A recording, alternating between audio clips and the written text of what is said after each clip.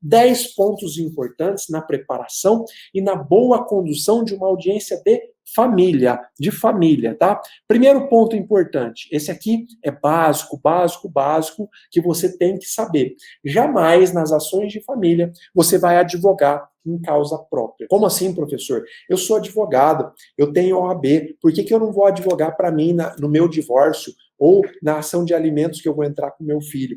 Você não vai advogar em causa própria, porque se você fizer isso, você tem grande chance de se desestabilizar emocionalmente. O advogado, ele tem que ter técnica e não se envolver emocionalmente com a causa. Se a causa é sua, você já está envolvido emocionalmente. A chance de você cair em uma provocação na sala de audiência é gigantesca. E o advogado da parte contrária, sabendo que você está advogando em causa própria, se ele tiver o mínimo de esperteza, ele vai conseguir te desestabilizar. Ele vai dizer palavras que vão fazer você confundir a atuação como advogado e como parte. Você vai estar envolvido emocionalmente e a pessoa que está do outro lado vai se achar no direito de te julgar não como advogado, mas como parte do processo. Mas, professor, eu sou advogado, eu que fiz a petição, ou eu que fiz a contestação. Eu não posso ir na audiência como advogado? Pode, mas não vá sozinho. Chama um amigo, faz uma parceria com um colega advogado e combina com ele assim, ó, nós dois vamos para a audiência como advogado, mas você que conduz, você que vai preparar as perguntas para as testemunhas, você que vai colher o depoimento pessoal da parte, para que eu não seja contaminado com a emoção e não acabe fazendo cagada. Essa primeira dica que eu quero te dar é: jamais advogue em causa própria na sala de audiência. A petição você pode fazer? Pode, mas também dá para um colega ler, porque a chance de você exagerar nos sentimentos é muito grande. Eu já vi advogado, na ocasião foi uma advogada, ela simplesmente não conseguiu fazer perguntas para a testemunha, porque a fase anterior, onde a gente estava tentando um acordo, foi tão brigada, foi tão discutida, o ex-marido falou coisas que não deveria, que desestabilizaram ela emocionalmente, havia uma situação de traição que acabou culminando com o fim do relacionamento. Ela ficou tão conturbada que na hora que começou a instrução, ela não fez pergunta nenhuma e ela deveria ter feito. Tá? Por quê? Porque ela foi sozinha, a audiência simplesmente bagunçou com a cabeça dela, porque ela estava envolvida emocionalmente, ela não esperava aquela discussão, né, no momento da tentativa de acordo, e ela simplesmente acabou colocando tudo a perder. Então, eu te falo, não advogue em causa própria, não vá sozinha para a sala de audiência, não vai sozinho para a sala de audiência nas ações de família. Faz uma parceria com um colega, contrata um colega, paga o colega se for o caso, ou faz uma parceria, ó, você vai comigo, você é meu advogado, e quando você precisar, eu vou para você, eu sou o seu advogado. Vai ser bom para você, vai ser primordial para o sucesso na sua causa, tá bom? Vamos para o segundo ponto importante das ações de família. Bom, é importante que você saiba que as audiências de família não seguem o mesmo rito processual. Então, você precisa observar qual que vai ser o rito da sua audiência. Você sabe o que é o rito processual? Você sabe o que é o procedimento? O procedimento é o passo a passo que te leva até algum lugar. A lei, ela desenha esse passo a passo. Ela fala assim, ó, uma ação começa com a distribuição da petição inicial. Esse é o primeiro passo. O segundo passo é o juiz despachar a petição inicial. O terceiro passo é o réu ser citado. O quarto passo é a audiência de conciliação. Esse é o passo a passo. É o rito, é o procedimento. O procedimento é o caminho que te leva até um destino. O destino, geralmente, o primeiro destino é a sentença. Então, existe um procedimento. Agora, o que eu estou querendo te dizer é que, dependendo do tipo de direito que está envolvido, esse procedimento muda, esse passo a passo é diferente. Nas ações de família, existem vários direitos que estão envolvidos. Às vezes é um direito à pensão alimentícia, às vezes é o direito relativo ao casamento, às vezes é o direito relativo a uma união estável, e assim sucessivamente, tudo aquilo que envolve o direito de família. O que eu estou querendo te dizer é que, dependendo do direito que está envolvido, mesmo na área de família, a audiência pode ser diferente. Essa é a chave para você não errar mais. Às vezes você vai preparado para uma audiência de um jeito, chega lá a audiência é de outro jeito, porque é um procedimento diferente. E aí é onde você erra, é onde você esquece de levar testemunha, é onde você é surpreendido porque tem que apresentar uma contestação oralmente. E eu tenho te ensinado e vou te ensinar durante todas essas aulas cada procedimento. Hoje, nós estamos falando das ações de família, então você vai entender que as audiências de família, elas não seguem o mesmo rito. E você vai ver agora aqui, ó, se a gente está falando de uma ação contenciosa, né, onde tem litígio de divórcio, de separação, de reconhecimento e extinção de união estável, de guarda, de visitação e de filiação, o procedimento é o previsto no artigo 693 do CPC. Anota aí, 693 do CPC traz o procedimento para essas ações aqui, ó. Divórcio, separação, reconhecimento e extinção de união estável, guarda, visitação e filiação. São 6 direitos de família que trazem o procedimento lá no artigo 693 do CPC. E a audiência inicial nesse tipo de procedimento é uma audiência de mediação. É isso. Tem audiência de conciliação? Não. Tem de mediação, que é diferente. É conduzida por um mediador. O objetivo da audiência é diferente, nós não vamos entrar nesse detalhe agora, mas você precisa entender que essas ações aqui, ó, cujo procedimento está lá no 693 do Código de Processo Civil, tem uma audiência inicial de mediação e depois tem uma audiência de instrução comum, como nós já estudamos. Na sexta-feira, eu fiz uma live de aquecimento te ensinando tudo sobre essa audiência aqui, ó, audiência de instrução da justiça comum. Veja, mesmo nas ações de família, o procedimento traz uma primeira audiência de mediação e uma segunda audiência de instrução. Mas isso serve para todo tipo de audiência, todo tipo de ação de família? Não. Quando a gente está falando de um divórcio ou de uma separação consensual, aí o procedimento está escrito lá no artigo 731 do CPC. E nesse caso, não existe audiência. Ah, professor, mas a separação consensual ou o divórcio consensual eu posso fazer no cartório.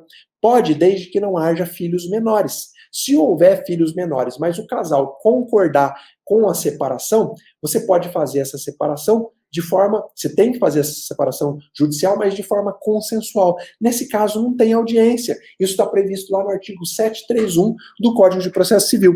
Mas nem sempre foi assim. Eu não sei se você sabe, mas antes, no Código de Processo Civil anterior, havia mesmo para esses casos uma audiência, que era a audiência de tentativa de reconciliação do casal. O juiz funcionava ali como um padre. Ele chamava o casal, ouvia da mulher, por que você quer separar? Depois ouvia do marido, separado, por que você quer separar? Chamava os dois e tentava reconciliar. E olha, eu vou te dizer uma coisa aqui, eu já reconciliei vários casais, não foi só um não, vários, porque muitos vão para a audiência, principalmente quando é consensual, sem a certeza de que querem separar. E uma boa conversa pode sim fazer com que eles desistam disso. Essa audiência de reconciliação não existe mais. O que existe, então, no caso da separação e do divórcio consensual, é simplesmente uma homologação pelo juiz. Se há, então, menor, protocolam o pedido lá de separação ou de divórcio consensual, ouve-se o Ministério Público, vem para o juiz homologa, nem há audiência nesse tipo de procedimento. Agora, como eu sempre digo, há audiências que têm ritos especiais, ritos que são diferenciados, e está aqui um exemplo, a lei de alimentos. Se você tiver que entrar com uma ação de alimentos, cobrando alimentos lá do pai ou da mãe, ou do ex-marido, ou alimentos por conta de um ato ilícito, você vai usar o procedimento que está na Lei 5478. Essa Lei 5478 traz uma audiência completamente diferente, que é uma audiência una. Está aqui, ó, é uma audiência onde tudo acontece. Acontece a conciliação, acontece a instrução, acontece a contestação de forma oral na audiência, as alegações finais de forma oral na audiência, é uma audiência una. Mas, professor, essa audiência só acontece nas ações de alimentos? Não. Olha o que diz o artigo 13 da Lei 5478. Ele fala assim, o disposto nessa lei aplica-se igualmente no que couber as ações ordinárias de desquite, isso aqui você esquece porque não existe mais desquite, né, no nosso direito, nulidade e anulação de casamento. Então, sim, é esse o procedimento para as ações de nulidade ou anulação de casamento. Revisão de alimentos, tá? E exoneração de alimentos. Então, se você vai entrar com uma ação de alimentos, de nulidade ou anulação de casamento, de revisão ou exoneração de alimentos, o rito que vai seguir é o da Lei 5478, o passo a passo tá lá na Lei 5478, e a audiência vai ser uma audiência una. Não vai ser, meu amigo, essa audiência de mediação e nem essa audiência de instrução. Vai ser uma audiência una, que é uma audiência totalmente diferenciada. Você está sentindo a importância de você entender dos procedimentos? Você está sentindo a importância de você saber diferenciar os ritos, o passo a passo de cada direito que está envolvido?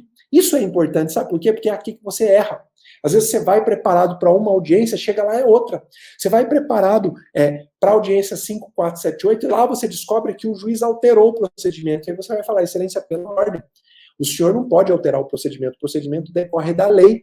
E aí o juiz vai ter que aplicar o procedimento que está na lei ou ele vai deixar uma nulidade para o processo. Tá? Então é importante, nesse segundo passo aqui da nossa aula de hoje, que você entenda, tá? Entenda que as audiências de família não seguem o mesmo rito, o mesmo passo a passo. Você precisa observar qual rito vai ser seguido na sua audiência. Fechou? Vamos para o terceiro ponto importante? Terceiro ponto importante. Jamais permita que durante a audiência as partes tragam à mesa problemas pessoais pretéritos. Isso é muito comum de acontecer em uma audiência de família. E aí eu te digo, não deixe que o ato se transforme no programa do Ratinho. Alguém aqui lembra do programa do Ratinho? Eu nem sei se existe mais. O programa do Ratinho tinha o famoso teste de paternidade. E aí colocavam frente a frente lá um homem e uma mulher que tinham um filho em comum. E aquele programa virava uma lavação de roupa suja. Um falava absurdos para o outro.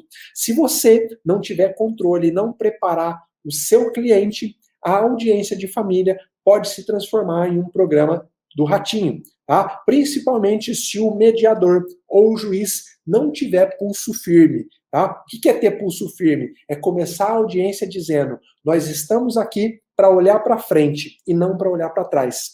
E é assim que você vai instruir o seu cliente, tá? Antes de ser um profissional técnico, tá? Lembra que você tem que ser humano, você tem que se preocupar com as pessoas que estão envolvidas. Então não é só garantir o direito do seu cliente, é fazer com que o seu cliente não saia da audiência mais traumatizado do que ele já chegou. Por quê? Porque ir para uma audiência não é fácil para ninguém. A audiência é um ambiente inóspito para quem não está acostumado. Então, antes de ser técnico, antes de pensar assim, ó, eu preciso conseguir a melhor pensão para o meu cliente, pensa que ali tem pessoas envolvidas. Então, o que você vai fazer? Antes de ir para a audiência, você vai chegar para o seu cliente e vai falar: fulano, a audiência não é o local para a gente lavar roupa suja. Então, se você tiver vontade de falar alguma coisa para o seu ex, para a sua ex, lá não é o lugar. Você pode falar depois que a audiência terminar. Tá? Depois que a audiência terminar, se você quiser encontrar ele na rua, se quiser ligar, você fala, mas na audiência não. O que mais que você vai falar? A audiência não é um lugar para você ficar justificando e nem cobrando erros pretéritos. Eu sempre começo as minhas audiências de família dizendo assim: vamos olhar para frente. Se olhar para trás resolvesse, vocês não estavam aqui, vocês tinham se entendido. Então, como vocês não se entenderam, estão precisando da ajuda do Estado através do juiz, eu proponho que a gente olhe para frente. Olhar para frente significa que nós não vamos discutir a causa da separação, que nós não vamos discutir se o pai ou a mãe dava ou não dava pensão, nós vamos olhar para frente. Olhar para frente significa encontrar uma solução que resolva de hoje em diante. É isso. Você, profissional da advocacia, tem essa incumbência, se você quer ser um profissional diferenciado. Se você quiser ser mais um no meio da multidão, você pula esse ponto. Faz de conta que eu não falei nada. Agora, se você quer ser um profissional humano, que resolve as questões, que vê o cliente olhar para você e fala: cara, esse cara se preocupa comigo, essa mulher se preocupa comigo, ele não está preocupado só com os honorários dele e só em me defender tecnicamente, ele está preocupado com a minha cabeça. Como que eu vou sair dessa audiência? Então, se você quer realmente, além de ser um profissional técnico, ser um profissional humano, você precisa fazer isso, tá? Você, olha aqui que importante, olha que importante que eu vou te dizer aqui, ó. Você não precisa e você não pode se envolver emocionalmente com a causa. Você não precisa e você não pode se envolver emocionalmente com a causa. Mas, ao mesmo tempo, você não pode ser frio ao ponto de esquecer que existem sentimentos envolvidos. Então, você vai dizer para o cliente, olha, eu entendo a sua raiva, eu entendo que a sua vontade é de pular no pescoço ali do ex-marido que te traiu, ou da ex-mulher que te traiu, mas eu quero te dizer que eu estou aqui para ficar do seu lado. Eu vou te defender tecnicamente. E para a gente conseguir fazer uma boa defesa técnica, você precisa deixar a emoção do lado de fora. Veja como que você se conecta com o cliente vê que você se importa com o sentimento dele e, ao mesmo tempo, você mostra para o cliente que você está preparado tecnicamente. Porque o cliente vai entender que é verdade. Se eu misturar sentimento, eu não consigo me defender. Então você, advogado, não pode, não precisa se envolver emocionalmente. Não é para você se sentir a mulher traída nem o homem traído na relação da audiência de família. Mas você também não pode esquecer e ser frio ao ponto de esquecer que ali tem sentimento. Então, fala para o seu cliente, senta com ele antes. Isso não é balela, gente. Isso não é conversinha. Isso é a prática, é a essência de quem vive o dia a dia da audiência. Tá? Se você quer realmente viver da advocacia, se você quer entender por que tem gente que tem sucesso e por que você talvez ainda não tenha, olha para ver se você está pulando esse ponto. Olha para ver se esse ponto tem sido importante para você. Não se envolve emocionalmente, mas não larga o cliente achando que ele que se dane, o sentimento dele que se dane. Então, nesse terceiro ponto que eu estou falando para você aqui, olha que importante. Nesse terceiro ponto importante, jamais você vai permitir que durante a audiência o seu cliente se exalte e traga para a mesa problemas pretéritos. Você sempre vai olhar para frente, mas para isso você precisa preparar o cliente. Não é só chegar lá na hora da audiência e querer preparar ele, não. Prepara antes. Faz uma videoconferência com ele. Fala, fulano, nós vamos fazer uma videoconferência que eu vou te explicar como tudo vai acontecer e eu vou te explicar um ponto importante. E aí você fala dessa questão emocional. Por mais que a outra parte tente te trazer, o que você, advogado preparado, vai fazer? Você vai virar lá para o juiz ou vai virar para o mediador e vai falar, excelência, eu gostaria que a outra parte fosse advertida para que a gente olhe para frente, para que a gente não fique trazendo para a mesa os problemas passados. Porque se a gente não se entender, quem vai olhar os problemas passados é o juiz. A gente não precisa ficar repisando isso aqui. Tá? Você desabafar, o seu cliente desabafar na frente do juiz não ajuda nada.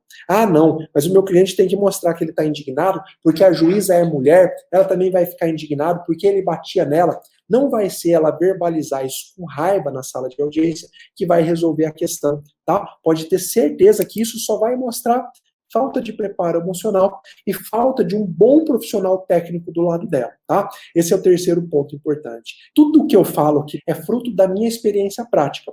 Isso quer dizer que você tem que seguir a ferro e fogo? Absolutamente não. Você pode seguir aquilo que faz sentido para você. Se o que eu estou falando agora, não, isso para mim não faz sentido. Eu gosto da audiência truncada, aquela que sai quebra-pau. Tudo bem, tá? Eu não estou aqui para dizer que as verdades que eu apresento são verdades absolutas, tá? Primeiro, porque não são. São as verdades que eu conheci e que eu vi funcionar. E segundo, porque não existe verdade absoluta. A verdade ela é feita com a percepção de mundo que cada pessoa tem.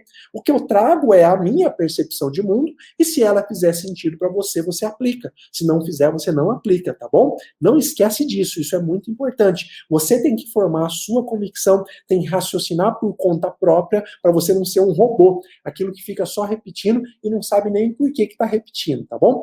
Vamos lá. Vamos para o quarto ponto importante. Lembra que eu falei para você que hoje nós vamos falar de 10 pontos importantes de preparação para uma audiência de família. Quarto ponto. Qual é o quarto ponto importante que eu trouxe para você? Bom, sempre converse com o seu cliente antes da audiência sobre os parâmetros para uma conciliação. Eu sou capaz de dizer aqui que 80% das suas audiências de família vão terminar em acordo. Como assim, professor? 80%? 80%. E sou capaz de dizer que aquelas que não terminarem em acordo vão ser as instruções mais difíceis da sua vida. Por que isso? 80% acaba entrando em acordo quando os advogados fazem uma boa preparação para a conciliação. Aqueles 20% que não fazem acordo, geralmente são casais onde tem uma forte mágoa envolvida, ou pais que pouco se preocupam com o filho, ou então que estão ali ainda com uma briga com a ex-mulher ou com o ex-marido, e estão exigindo valores de pensão que sabe que não são devidos. E aí esses vão dar trabalho na instrução. Esses vão levar testemunhas mentirosas, vão dificultar no depoimento pessoal. Então, a audiência de família, você precisa, em 80% dos casos, se preparar, porque vai sair um acordo. Em 20%, você tem que se preparar, porque a audiência de instrução vai ser ferrada, vai ser lascada, vai ser brigada, tá? Por isso que você tem que se preparar. Agora, como que você vai conversar com o seu cliente antes da audiência para definir os parâmetros de conciliação? Como que você faz isso na prática, tá? Eu falo de prática, então eu tenho que sair da teoria. Eu te falei o que você deve fazer, agora eu vou te falar como fazer isso, tá bom? Por exemplo, se você vai entrar com uma ação de alimentos, você está pedindo lá, o filho pedindo para o pai ser condenado a pagar uma pensão alimentícia. Você tem que conversar com o cliente para que fique bem claro na cabeça do cliente por que você está pedindo lá na petição inicial R$ 3.000 de pensão. Por quê? Porque lá na hora da conciliação, é sobre isso que o juiz e o mediador vai tentar entender. Olha, é pedido R$ 3.000 de pensão. Fulano, quais são as despesas da criança? E aí, se a mãe não sabe, ela não vai conseguir fechar essa conta. Então você tem que sentar antes com a mãe, ou com o pai, obviamente, aquele que está pedindo a pensão, e deixar bem claro por que você chegou naquele valor. Ó, você não falou que a escola é tanto, que saúde é tanto, que educação é tanto, que lazer é tanto. Somando tudo isso, dá esses R$ 3.000. Pronto, está conversado. A parte, ela consegue expor os parâmetros de conciliação. Comigo já aconteceu inúmeras vezes. A mãe pedia lá em favor do filho R$ 1.500 de pensão, e lá nas tratativas de acordo, eu falei assim para ela: mãe, fala para mim que eu vou anotar aqui as despesas da criança. E a mãe dizia assim: eu não sei, eu não lembro. Aí eu perguntei: então, com base em que você pede esses R$ 1.500 de pensão? E aí ela fala: isso aí foi meu advogado que colocou. Como que eu vou conseguir costurar um acordo em audiência se nem a mãe sabe por que ela está pedindo aquele valor? Então, a orientação que eu te dou é: conversa com o cliente, explica para ele quais foram os parâmetros utilizados para esse acordo ou para esse pedido. Sobre visita, por que a visita deve ser dessa forma e não de outra? Imagina que você colocou lá na inicial que o pai vai visitar o filho aos sábados e aos domingos, de tal hora até tal hora, e nas férias vai ficar metade das férias escolares, nos feriados vai ficar feriado sim, feriado não. Por que esses parâmetros foram colocados na inicial? Você precisa conversar com o cliente, porque lá na tentativa de conciliação, o juiz vai perguntar: fulano, por que você está sugerindo aqui que o pai pegue o filho às 9 horas e não às 7, e não às 8? E aí, se tem uma explicação, a parte vai saber informar. Olha, porque a criança geralmente acorda às 8, então de 8 às 9 é o tempo para eu arrumar, para dar um café da manhã, para preparar a roupa, para 9 horas ela está pronta para ir embora com o pai. Isso são estabelecer e deixar claro os parâmetros para uma conciliação, para que o juiz veja que não é birra. É 9 porque 9 é melhor para mim. Não. Nas ações de família, o juiz olha para o melhor interesse da criança. Tá? Não é que é melhor para a mãe ou é melhor para o pai, que assim vai ser feito um acordo ou a decisão, não. Inclusive, você sempre tem que esclarecer o seu cliente para que na audiência ele verbalize aquilo que é melhor para a criança. Inclusive, ele pode deixar isso claro, ele pode dizer assim: eu não estou preocupado comigo, eu quero o que é melhor para a criança, e eu sei que ficar mais com o pai ou ficar mais com a mãe é melhor para a criança, então é isso que eu quero. Quando você mostra efetivamente isso, quando você deixa isso claro para o juiz, se não sair acordo, pode ter certeza que na sentença o juiz vai lembrar disso. Vai lembrar disso, não tem dúvida que vai lembrar disso, tá bom? Ainda falando sobre parâmetros de conciliação, por que a esposa deve ficar com esse bem e não esse bem com o marido quando se trata de um divórcio, de uma partilha, por exemplo? Esse bem aqui, embora pertença aos dois, tem um valor sentimental para a esposa. Quando isso é conversado antes, fica mais fácil do juiz encaminhar um acordo, do mediador encaminhar um acordo. Então, nesse ponto de número 4, eu quero que você fixe. Sempre conversa com o cliente antes da audiência sobre os parâmetros de conciliação, tá? Não vai deixar para conversar com o cliente na hora da audiência, na antessala da audiência. Se você fizer isso, a chance de você errar é muito grande. Vamos para o quinto ponto? Quinto ponto da nossa aula de hoje. Olha aqui, nós temos 10 pontos para falar de preparação de boa condução de uma audiência de família. Vamos lá para o quinto ponto. Bom, esse ponto é importante. Jamais, esse ponto aqui é direcionado a você, advogado. Jamais inicie uma discussão sobre o mérito durante as tratativas de acordo. O que é isso, professor? Olha, mesmo na audiência de instrução, o juiz vai tentar conciliar as partes. Se na conversa que o juiz está tendo sobre conciliação, você, advogado, quiser entrar na discussão do mérito, muito provavelmente o juiz vai falar: doutor, se for para discutir o mérito, deixa que eu julgo a causa. Então, a orientação que eu estou te dando é para que não só você, mas também o seu cliente, não entre na discussão do mérito da causa enquanto nós estamos na fase preliminar, que é de tentativa de acordo. Dá um exemplo, professor.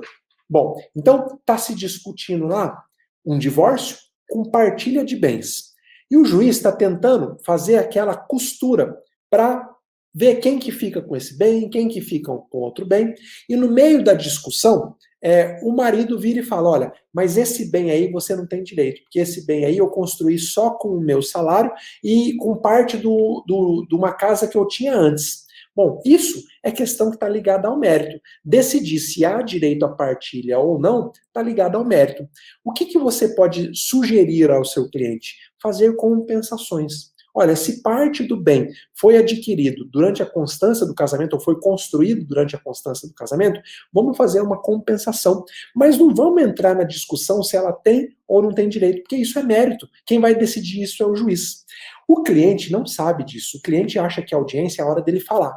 Ele fala assim: eu tenho que falar porque o juiz precisa me ouvir. Se o juiz não me ouvir, depois eu não vou ter outra chance de falar. Ele acha que ele vai impressionar o juiz com a maneira como ele fala, com se posicionar como sendo vítima. Eu te digo, nada disso impressiona o juiz, nada disso é levado em consideração na hora do juiz decidir. Então, nesse quinto ponto, eu queria te dizer: você, como advogado, jamais vai iniciar uma discussão sobre questões relacionadas ao mérito durante as tratativas de acordo. Não saiu o acordo? Aí sim, é lá na instrução que você vai mergulhar nas testemunhas, é nas alegações finais que você vai defender o mérito, o direito do seu cliente. Mas nas tratativas de acordo não, tá bom? Sexto ponto: jamais deixe transparecer ao juízo que os pedidos são frutos de raiva ou vingança. Isso acontece muito, muito, muito nas ações de família, tá? Às vezes, o marido traído tá com tanta raiva da ex-esposa que ele formula pedidos só baseados na tentativa de se vingar, na tentativa de ferrar outra pessoa, e acaba envolvendo uma criança que não tem nada a ver. Isso é muito claro, aparece muito com perguntas que o juiz faz nas tratativas de acordo, tá? Mas para decidir, você pode apostar. O juiz sempre observa a conduta e a postura das partes. O que eu mais via era, por exemplo, a mãe. E aí eu falo mãe, mas o exemplo vale para pai e para mãe, tá bom? A mãe exigindo um valor de pensão, e na hora que eu perguntava para ela: bom, mas por que esse valor? Quais são as despesas da criança? Sabe qual era a resposta que ela me dava? Não, eu estou pedindo esse valor aí, que é para ele não sobrar dinheiro para gastar com aquela biscate que ele está morando. Ou seja, o pedido de alimentos era fruto de raiva ou de vingança pelo fato do ex-marido já estar morando com outra mulher. Outra situação: eu quero ficar com a guarda do meu filho porque a minha ex-mulher já está morando com outro cara e eu não quero ver outro cara criando meu filho.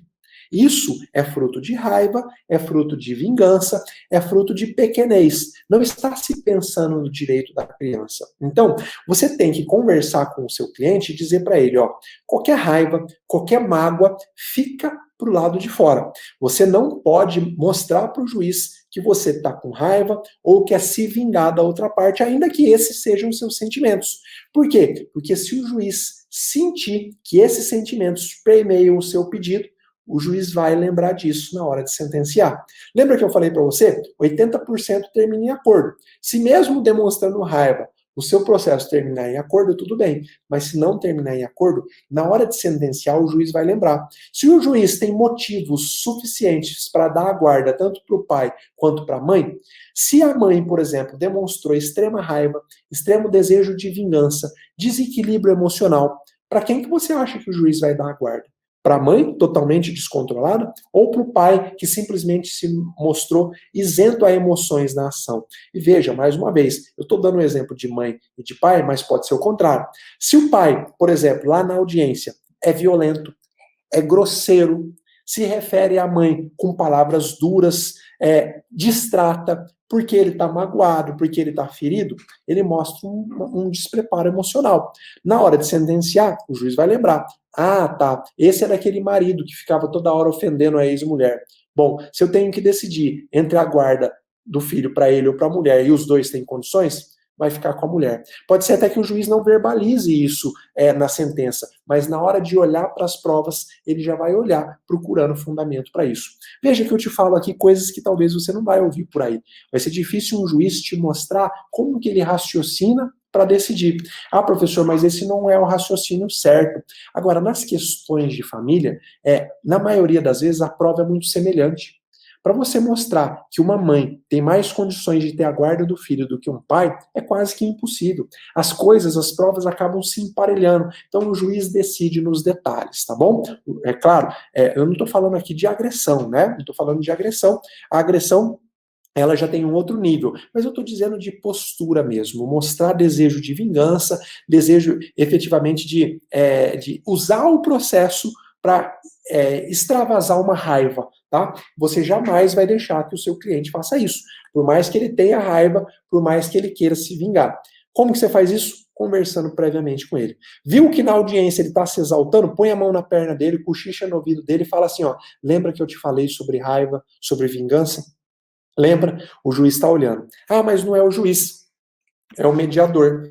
Meus amigos, não esqueçam que o mediador conversa com o juiz. Tá? Tem juiz, principalmente no interior, que ele chama o mediador e fala, ó, me dá a impressão sobre as partes.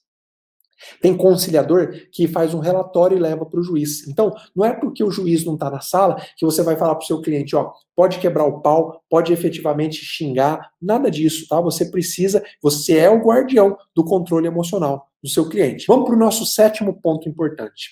Não deixe que haja contradição entre o que consta na inicial e entre o que é falado no depoimento pessoal. Isso acontece muito, muito nas ações de família. Não acontece só nas ações de família, não, tá? Acontece em outras ações, mas nas ações de família acontece demais. Exemplo, a parte pede um valor de pensão, mas no depoimento pessoal narra despesas de um valor muito menor. Como você sabe, e eu já disse aqui, se a sua ação de família não terminar em acordo, ela vai para a instrução. E a instrução costuma ser ferrenha. Eu ensino para os meus alunos pedir o depoimento pessoal da parte contrária e, antes disso, olhar na petição da parte todos os detalhes e anotar. Agora, o que você tem que fazer para que o seu cliente não deixe transparecer contradições entre aquilo que está escrito na sua peça e entre aquilo que ele vai falar na hora do depoimento pessoal? Você tem que sentar com ele e ler a peça. Fulano, essa aqui é a peça que nós apresentamos. Essa aqui é a contestação. Na contestação, eu coloquei aqui que você tem essa despesa e que te sobra R$ 500 para pagar a pensão. Se lá na audiência, na hora de te ouvir em depoimento pessoal, o juiz ou o advogado da outra parte te perguntar sobre as suas despesas, você tem que dizer exatamente essas despesas que nós colocamos aqui na contestação. Porque senão vai ficar um buraco, vai ficar uma contradição e vai ficar demonstrado que você pode pagar mais do que R$ 500. Faz isso nas ações de família, senta com o cliente e mostra para ele ponto por ponto daquilo que você disse, daquilo que você escreveu na peça.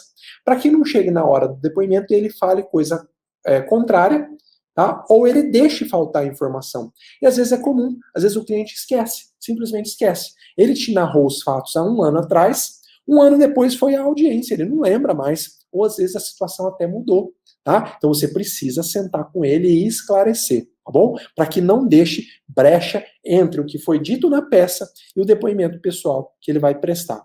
Vamos para o 8º ponto? Ponto importante. Isso vale para qualquer tipo de audiência, mas para as audiências de família vale ainda mais. Conversa com as testemunhas antes da audiência. Conversar não é o mesmo que instruir. Talvez você não sabe, mas a testemunha, ela não é da parte. A testemunha é do juízo. Ela não presta um serviço para a parte, ela presta um serviço público para o juízo. E é um serviço obrigatório. A testemunha não vai depor se ela quiser. Se ela testemunhou um fato, se ela foi arrolada pela parte, ela tem a obrigação de ir, sob pena, inclusive, de ser conduzida pela polícia. tá? Sob pena, inclusive, de receber uma multa pecuniária porque não compareceu.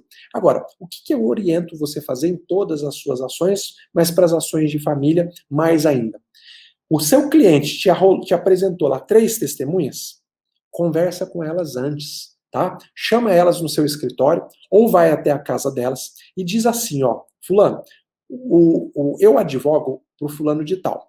E ele te arrolou como testemunha. Ele me disse que você sabe da vida dele, como que é lá dentro da casa dele. Ele me disse que você sabe como que é a relação dele com o filho. Você pode me contar tudo que você sabe sobre isso? E, inclusive, eu estou gravando para ter lá nos arquivos do meu escritório. E aí, aperta o REC no seu celular e deixa a testemunha falar. E ela vai te contar. Se ela te contar um fato que é relevante para que ela seja testemunha no processo, ótimo, você vai arrolar. Você conversou com ela, você sabe que o que ela sabe é importante. Para que vai servir a gravação que você fez? Primeiro, para você ter nos seus arquivos do escritório, e segundo, para você levar no dia da audiência. Porque se chegar lá na audiência, essa testemunha mudar a versão dos fatos, tá? Você tem lá na sua mão para mostrar para o juiz que, ó, essa testemunha está mentindo, agora para Vossa Excelência, ou ela mentiu para mim, que eu tenho aqui uma gravação dela me contando fatos completamente diferentes do que ela está dizendo agora. Ah, mas professor, essa gravação tem validade? Tem, tá? O STF já decidiu que é lícita a gravação feita entre 2 pessoas que estão conversando.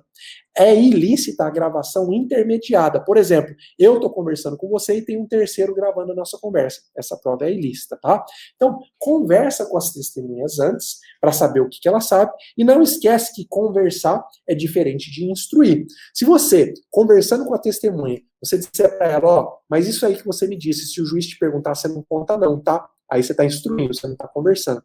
E corre um grande risco de chegar lá na audiência, o juiz fazer a mesma pergunta e a testemunha virar para você e falar, doutor, eu posso dizer? Isso já aconteceu várias vezes comigo. Tá? Eu já descobri que o advogado estava instruindo a testemunha pelo comportamento da testemunha.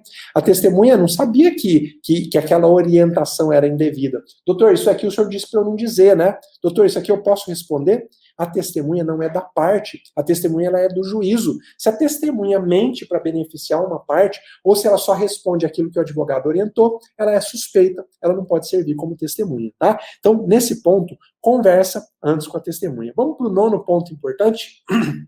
E aqui a gente começa a entrar na cereja do bolo.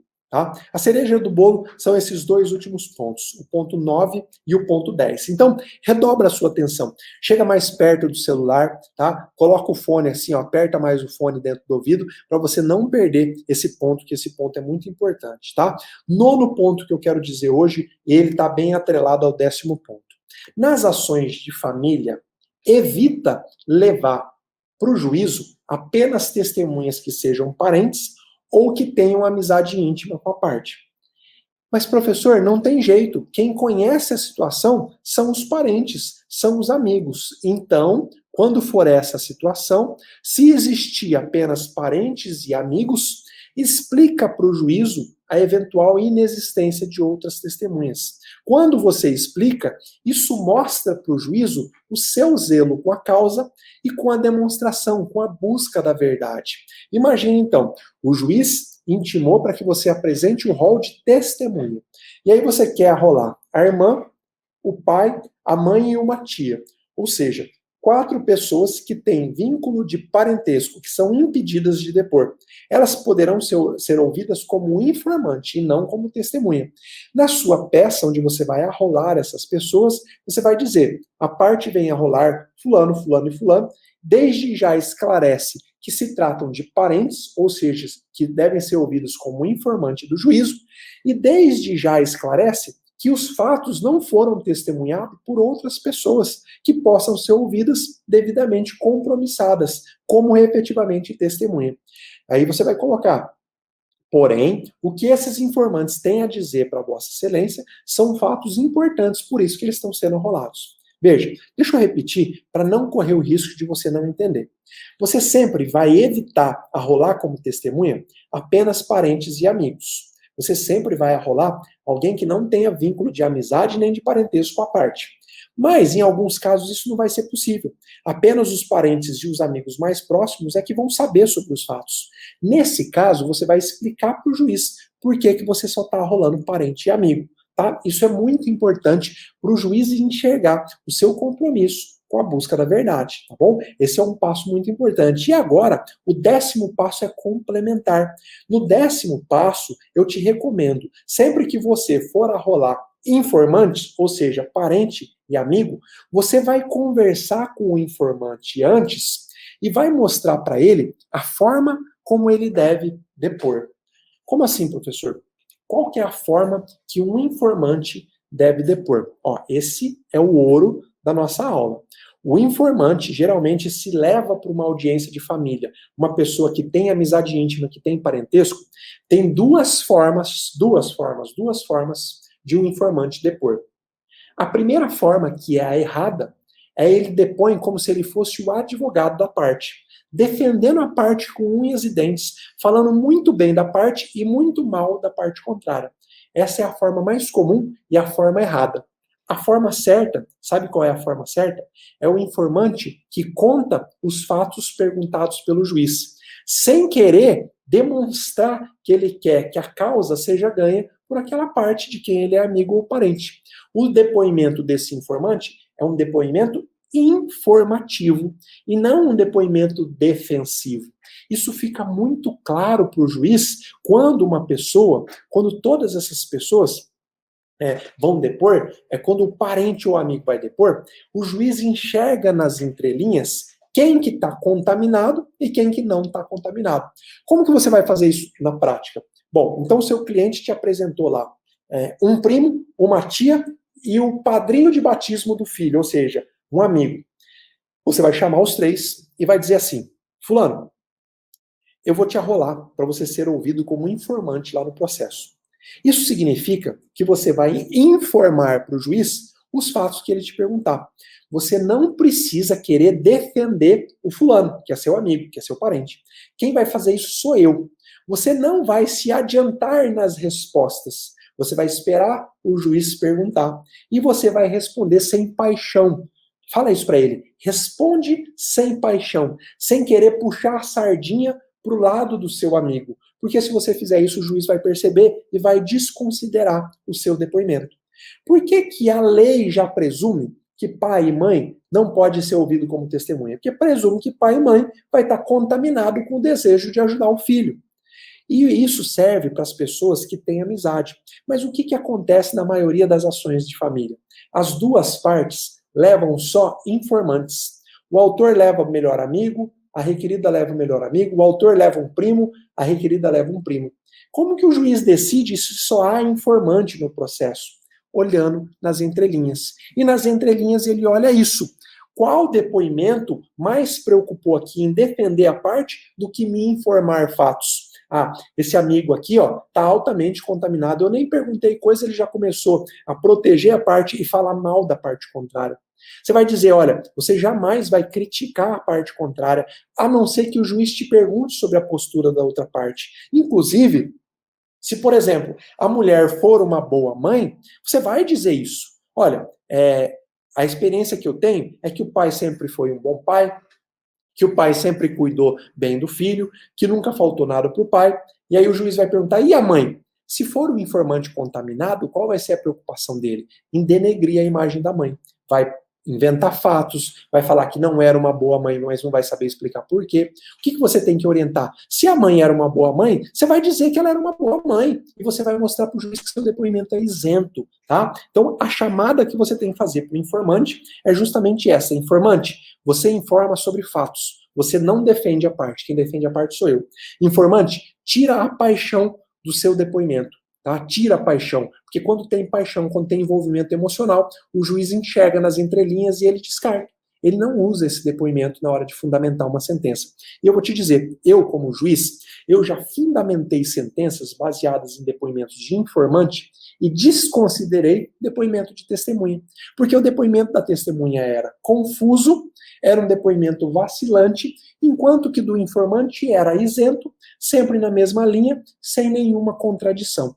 Então não é o só fato da pessoa ser ouvida como informante que o juiz vai desconsiderar. Geralmente o juiz desconsidera o informante porque o depoimento dele é altamente carregado de paixão, é altamente carregado do desejo de beneficiar a outra parte. Então, o que você vai fazer nas suas próximas ações de família?